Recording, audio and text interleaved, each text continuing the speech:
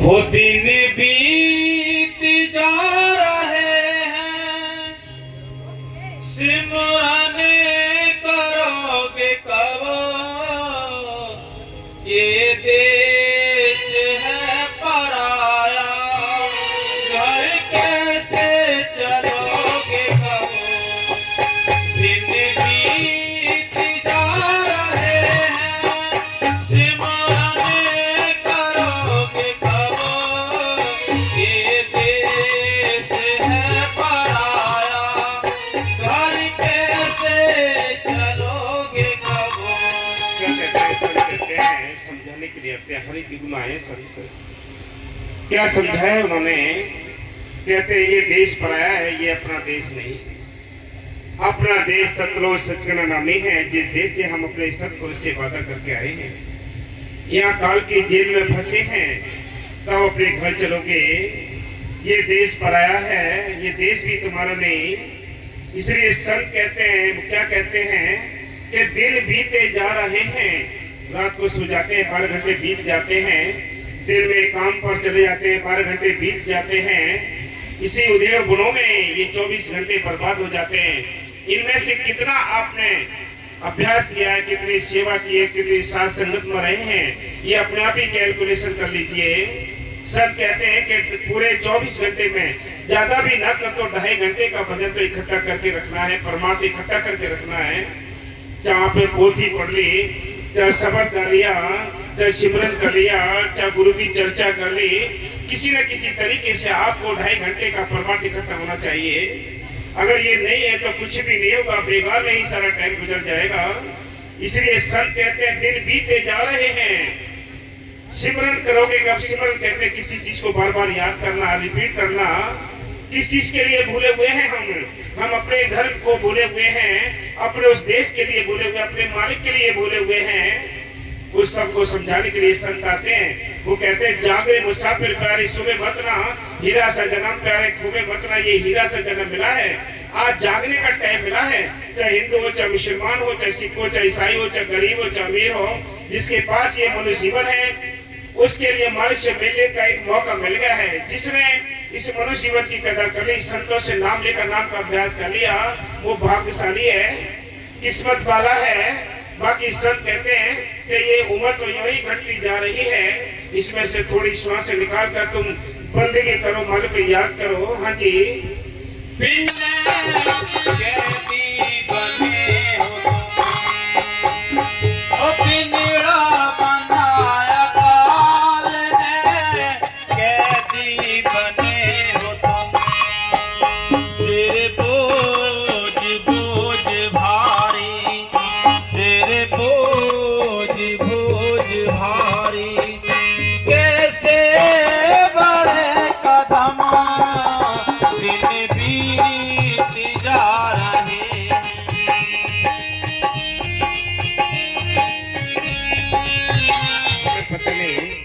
हम कितने तरीकों से हम अपने कर्म इकट्ठे करते हैं, कितना पाप इकट्ठा करते हैं, आंखों के जरिए, जुबान के जरिए, पता नहीं कितने हमारे अनजाने में भी कर्म होते हैं। ये सारा इकट्ठा करके काल हमारे सिर पर रखता है गठरी बांधकर। इनको काटने के लिए हम सारी जूनियों में घूम कर आते हैं। कीड़े मकोड़े, पेड़ पौधे, पशु पक्षी सारी जूनियों में भोगे हैं ये कर्म, लेकिन फिर भी मनुष्य जीवन में ये प्रारब्ध बनकर हमारे साथ आ जाते हैं। सब कहते हैं कि मालिक की मेहर से ये टाइम मिला है, ये कर्मों को हल्का करने के लिए मिला है। सब कहते हैं चलो भाई अपने चलो, तुम्हारा हमारा इंतजार कर रहा है। बाबा मस्तानी कहते हैं, उन्होंने लिखा है अपने वचन में कि जब आत्मा एक कदम उस मालिक की ओर को रखती है तो वो मालिक करोड़ों कदम इसका हाथ पकड़ने के लिए नीचे आ जाता है। हमारा एक ही कदम नहीं रखा जाएगा वो इसके लिए, तो वो करोड़ों कदम क्यों रखेगा हमारी ओर के लिए? हम सारे जो कुछ हमने पूरी तवज्जो इस परिवार के लिए, संसार के लिए सारी खर्च कर रखी है, मालिक के वास्ते कुछ भी प्रेम नहीं रखा। हाँ जी। वो दिन बीत जा रहे हैं, सिमरन करोगे कब?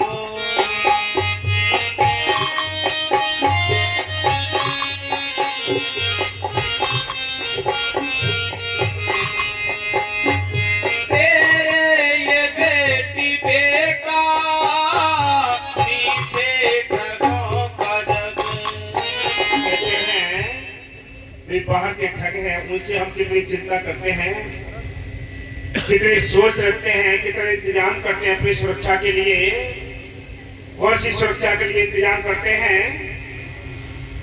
कोई हमारे घर में चोरी ना हो जाए, क्या क्या करते हैं, बड़े कीमती बड़े यानी बहुत हैवी ताले दरवाजे पर लगाते हैं, बंदूकें खरीद करते हैं और भी सारे इंतजाम करते हैं। किस वास्ते? कोई हमारी ये बाहर की धन दौलत इकट्ठी न कर ले जाए जो हमने इकट्ठी की है। लेकिन इस बाहर की दौलत के लिए, इसकी सुरक्षा के लिए कितना इंतजाम किए जाते हैं। संत कहते हैं जो तेरे लिए गिनी चुनी श्वासें मिली हैं, इनके लिए काम क्रोध लोभ मोह अहंकार रात और दिन लूट रहे हैं। इनके लिए बंदोबस्त क्या किया है, इनके लिए कौन सी सुरक्षा की है। इनके लिए सुरक्षा है आपका अभ्यास करना, आपका सिमरन करना, आपकी सेवा करना, संगत में रहना, ये इसकी सुरक्षा है। इसलिए संतों ने हमेशा हम सबको समझाया है कि भाई कल की चिंता ना करो, आज करने की कोशिश करो।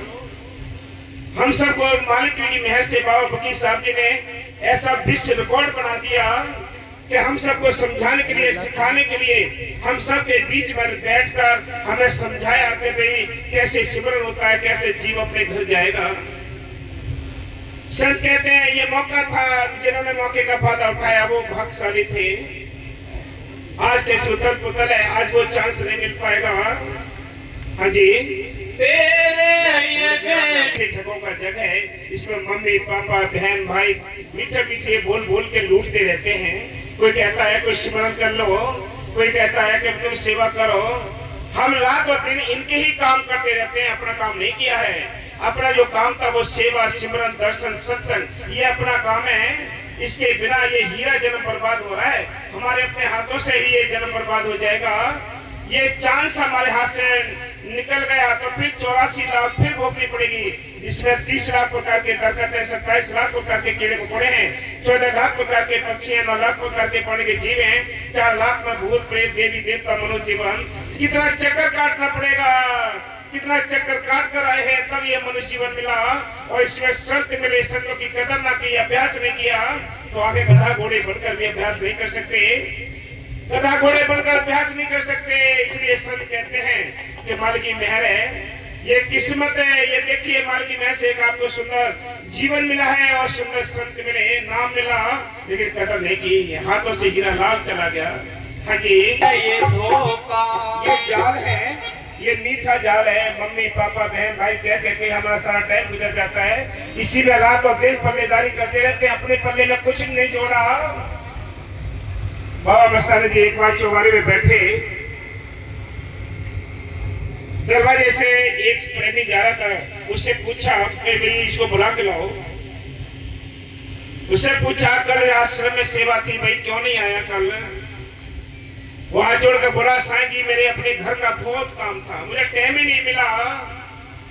बाबा मस्तानी जी बोले कि देखो भाई जो ईश्वर का असली अपना घर का काम है उसको पराया बताता है, और जो पराया काम है उसको ये अपना बताता है। क्यों बताता है कि ये यानी जितने भी यहाँ दुश्मन है, काम क्रोध लोभ मोह अहंकार रजोगुण तमोगुण निंदा चुगली भय, इनमें दबा हुआ जीव है, कैसे अपने घर के लिए सोचेगा। कहा ने इतने जाल बिछा रखा है, यहाँ यानी आत्मा अकेली है, ये दुश्मन चारों ओर लगा रखे हैं, इसके हजारों दुश्मन लगा रखे हैं। कैसे ये अपने घर की याद करे, कैसे सेवा सिमरन करे। इसलिए संतों ने हमेशा ही समझाया है कि इंसान तुम इस पराये देश में फंसे पड़े हो, अपने घर चलना है। कौन से घर चलना है? चला सतलोक हमारे, छोड़ो ये संसार हो, ये संसार काल है राजा, कर्म को जाल पसारो। इस संसार का जो राजा है वो काल है, जिसने कर्मों का ऋण हमारे सिर पर लाद दिया है। उन कर्मों को काटने के लिए सारी जिंदगी यही गुजर जाती है। हाँ जी, गुरु का नाम है कि खाना पीना सोना उठना तो पशु पक्षी भी करते हैं ना, पशु पक्षी भी करते हैं, उनसे प्यार भी करते हैं, बच्चों का गुजारा भी करते हैं, लेकिन क्या नहीं कर सकते? वो संतों की तलाश नहीं कर सकते, नाम लेकर नाम का अभ्यास नहीं कर सकते।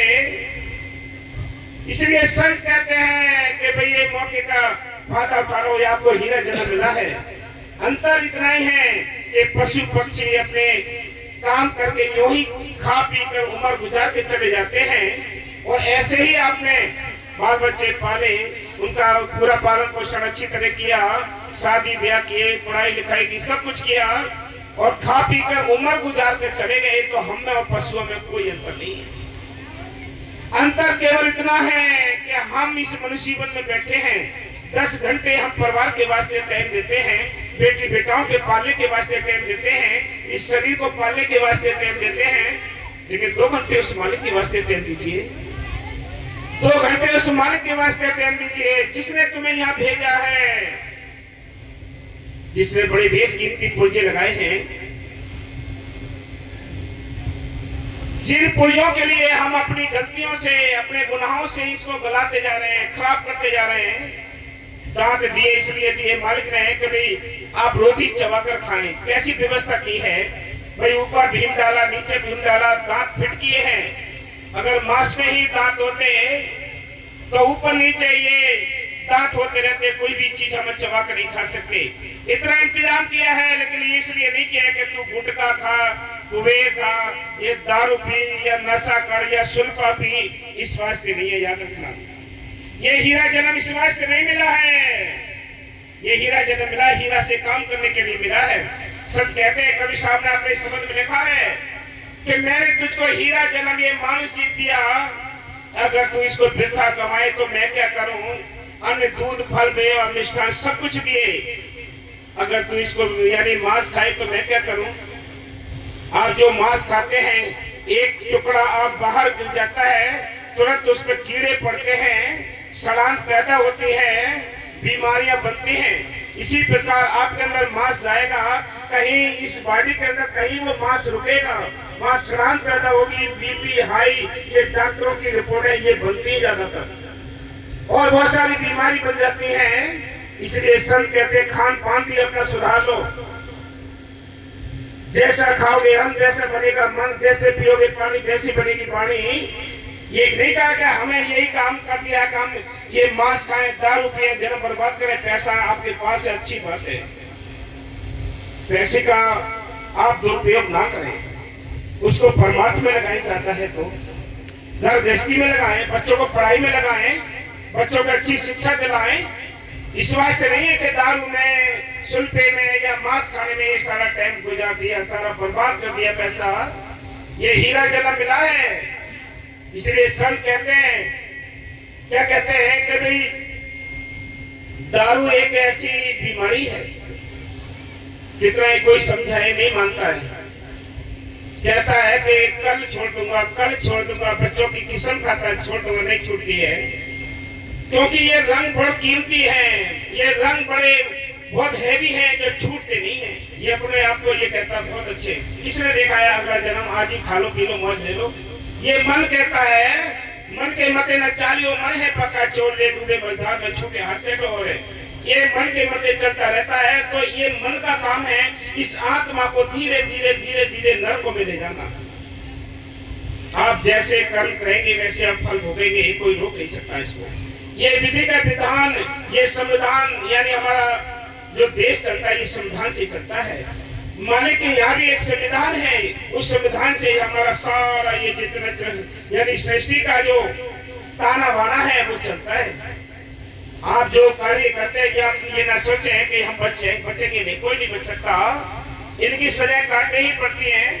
इसलिए संत कहते हैं, इंसान तुम अपने घर चलने की तैयारी करो, दोनों काम करो, घर गृहस्थी के काम काज भी करो, मालिक को याद भी करो। कौन सी आपकी जाति छुड़ाई जा रही है, जाति वो बड़ी है, जाति कोई नहीं है। एक मानव इंसान आया है इस संसार के अंदर। हम जैसे घरों में पैदा हुए वैसी जातियां बन गई, जैसे धर्म में पैदा हुए वैसे धर्म बन गए, जैसे हमने कर्म किए हैं वैसे ही हमारे कर्म के हिसाब से हमारा नाम रख दिया। हम पशुओं को काटने लगे, जानवरों को काटने लगे, कसाई बन गए, प्रसाद चढ़ाने लगे, भक्ति करने लगे, पुजारी बन गए। इसलिए संत कहते हैं जैसी सोबत जैसा रंग वैसे आपका ढंग बढ़ता चला जाता है। इंसान तो एक ही है। एक गरीब के घर में भी वही बच्चा आता है, नंगा आता है।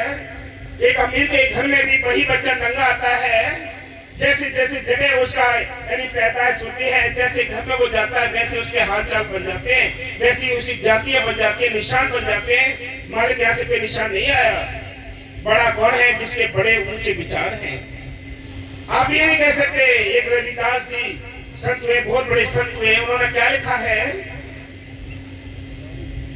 कि मेरी जात भी ओछी, मेरी जात भी ओछी, ओछा कसब हमारा, नीच से प्रभु ऊंच की हो, कहे रविदास चमारा। कि मेरी जाति भी ओछी थी, मेरा कर्म भी ओछा था, यानी जूते बनाते थे। मेरा ये व्यापार ये नहीं ओछा था, लेकिन मालिक की दया ने मुझे कहां से कहां बिठा दिया। उस मालिक की कृपा है, आपको ये मनुष्य जीवन मिला है। आप ये न सोचे कि हम तो बस अपने हिसाब से ही चलेंगे, नहीं। संतों के आपको वचन माने ही पड़ेंगे। संतों के वचन तो पहले ही जीवों ने माना है और उन पर अमल करके अपने जन्म को सफल किया है। पहले भी किया है, आज भी, आगे भी करेंगे। ये रास्ता पहले भी चला रहा है। इसलिए संत कहते हैं ये मौका है, मौके का फायदा उठाओ। हाँ जी।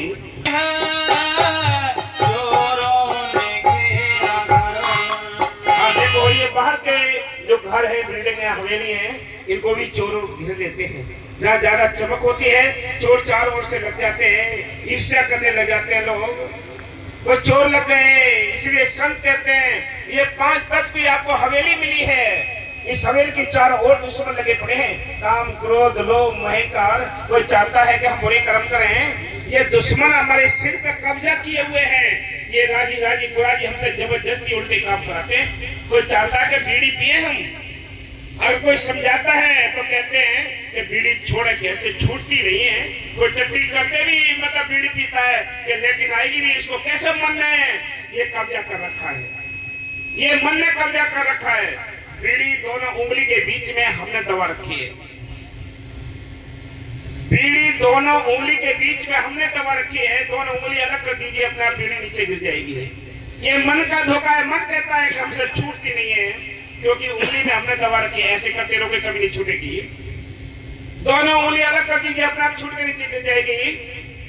सुल्फा गांजा दारू पीकर कंचन काया हार चला, कल और आज और कल में कर्जी बेकार चला। ये हीरा सा जन्म मिला है, इन बीमारियों में यानी पढ़कर और अपना जन्म बर्बाद कर लिया। हाँ जी। तुमको पता नहीं है चोरों ने घेरा बांध करके, बंधन में बांध करके चाकर लगाए हम।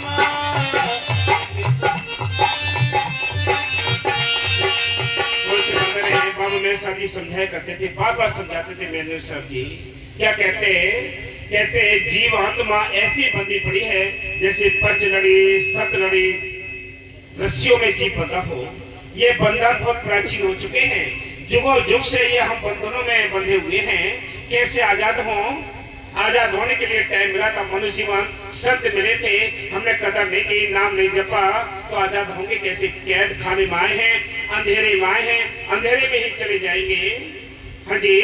वो दिन बीत जा रहे हैं, सिमरन करोगे करो, ये देश है पराया, यार कैसे चलोगे करो।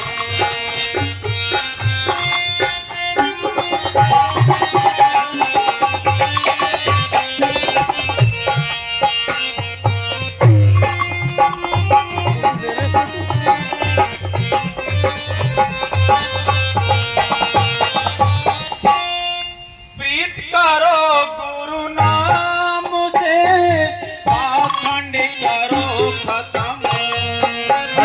संतों ने आकर भटके हुए जीवों को अंधविश्वास से निकाला है। जो कर्म कांड में उलझे हुए हैं उनमें से निकालने की पूरी कोशिश की है। संतों ने, बाबा फकीर साहब जी कहते हैं कि बाणी कोई लिहाज नहीं करती है, बाणी कोई लिहाज नहीं करती है, कोई कितना कैसा कर्म कांडी हो। संतों ने जो अपने वचन कहने तो कहने ही हैं। इसलिए संत कहते हैं, कवि साहब ने अपने एक दोहे में लिखा है, सभी के लिए उन्होंने सचेत किया। क्या क्या सचेत? मुसलमानों के बारे में भी उन्होंने लिखा। क्या लिखा? कि कांकर पाथर जोड़कर मस्जिद नहीं बनाए, ताजर मुल्ला बांग देकर बहरा हुआ खुदा है। गुरु पाखंड में प्रहार किया, ये जीव समझ जाए। फिर क्या है? फिर हिंदुओं के लिए कहा, क्या कहा? उन्होंने चाकी के बारे में समझाया कि भी जो चाकी है, चाकी यानी हम पत्थरों को पूजते हैं, जो पत्थरों को पूजते हैं, इससे अच्छी तो वो चाकी भली है जिससे हम पिसा खाते हैं, जिससे हम आटा बनाते हैं। इससे अच्छा तो उसको पूजना चाहिए। सारा कुछ यानी पाखंड पे बहुत तरह समझाया, लेकिन ये संसार विरोध में और खड़ा हो जाता है। ये दुनिया समझती नहीं है। संत आते वोटर फैसला करते हैं। हाँ जी, प्रीत करो गुरु नाम से, पाखंड करो खत्म। क्या कहते हैं? प्रीत की किसने? प्रीत की मीरा बाई ने। कितने संत महात्मा हैं, उन्होंने प्रीत की है। क्या कहते हैं? वो हेरी में तो प्रेम दवानी, मेरा दर्द न जाने कोई, सूली ऊपर सेज पिया की किस्मत मिलना होए। हेरी में तो प्रेम दवानी, मेरा दर्द न जाने कोई। नाम के साथ प्रीति तो की थी। रविदास से नाम लेकर नाम का अभ्यास किया, अंदर तसल्ली मिली। अपने स्वर में लिखा उन्होंने। क्या लिखा? कि पायो रे मैंने नाम रतन धन पायो, जिसका पायो दुख सुख बोली, ऐसो धन में पायो, खर्च उला खत्म नहीं होवे, दिन दिन बढ़त सवायो, जिसकी चोरी कबहू ना होवे, ऐसो धन में पायो, पायो जी मैंने नाम रतन धन पायो, नाम का धन कटक। इसलिए संत कहते हैं, प्रीत की उन्होंने राजपाट छोड़ दिया, कुछ रस आया ना, नाम के अंदर रस था। इसलिए संत कहते हैं, पियो राम रस प्यासा कोई जाने, पियो राम रस प्यासा कोई, राम रस पी के देखो। बाहर की दौलत से नाम नहीं चलता है, बाहर की औलाद से कोई नाम नहीं चलता, बाहर की शोहरत से कोई नाम नहीं चलता है। ये चंद दिन कोई नाम याद करेगा आपके। जिन्होंने नाम यानी अभ्यास करके नाम को प्रकट किया है, अपने जन्म को सफल किया है, उनका नाम अमर है। आज ये ग्रंथ शास्त्र है, कितना टाइम गुजर चुका है, कब संतों ने नाम जपा है, कब अपने संतोष के हुक्म में रहकर भक्ति की है। आज नाम उनके अमर हैं। 10-10, 20-20 हजार, 50 हजार वर्ष हो चुके हैं उन संतों को जाए हुए, आज उनके नाम रोशन है। इसे ऐसे नाम रोशन होता है। इसलिए संतों ने हमेशा ही समझाया है, हमेशा ही समझाए, समझाते रहे। पहले भी आए, आज भी है, आगे भी आए, यानी हमेशा समझाएंगे। किस वास्ते? चलो भी अपने घर चलो, नाम जपे कोई बड़भागी, नाम जपे कोई बड़भागी। ये बड़भागी जो होते हैं वो नाम जपते हैं, बाकी कर्मों के मारे हुए कर्मकांड में अपना जीवन बर्बाद करते हैं।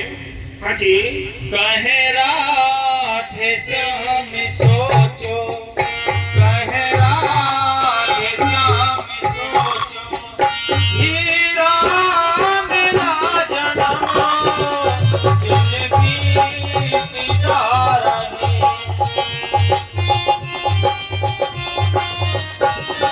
ये हीरा जन्म मिला है, ये बर्बाद ना करो। कहता हूँ कि जाता हूँ, कहूँ बजाकर ढोल, एक श्वास खाली जाता है, 3 लंबा मोल, एक एक श्वास की कीमत है। संत कहते हैं ये त्रिलोकी के मोल के समान है, जिनको हम बर्बाद करते जा रहे हैं। इसलिए संत कहते हैं, जब ये भक्ति हमारी बढ़ेगी, सिमरन बढ़ेगा, तो एक एक श्वास की कीमत बड़ी वैल्यू बढ़ेगी। आज तो हम बाहरी तो जपते हैं, अंदर वाला नाम जब जपोगे तब पता पड़ेगा कि एक श्वास की कितनी कीमत है। संतों ने नरक में जाकर 2.5 घड़ी के अभ्यास करने यानी खर्च करके, और जो नरकों में जी पड़े थे, जो नरक भोग रहे थे, उनको नरक को ठंडा करके उनको निकाल कर लाए। बोलो, इतनी भक्ति के अंदर ताकत है। हाँ जी,